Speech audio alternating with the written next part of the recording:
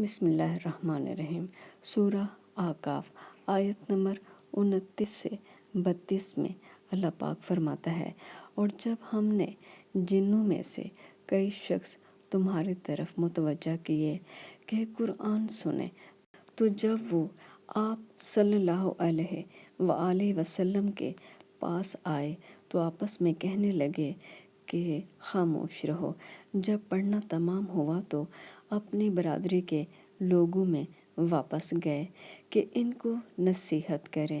کہنے لگے کہ اے قوم، ہم نے ایک کتاب سنی ہے جو موسیٰ علیہ السلام کے بعد نازل ہوئی ہے۔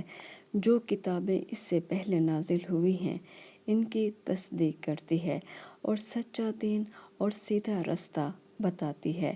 اے قوم، اللہ کی طرف بلانے والے کی بات کو قبول کرو اور اس پر ایمان لاؤ۔ اللہ تمہارے گناہ بخش دے گا اور تمہیں دکھ دینے والے عذاب سے پناہ میں رکھے گا۔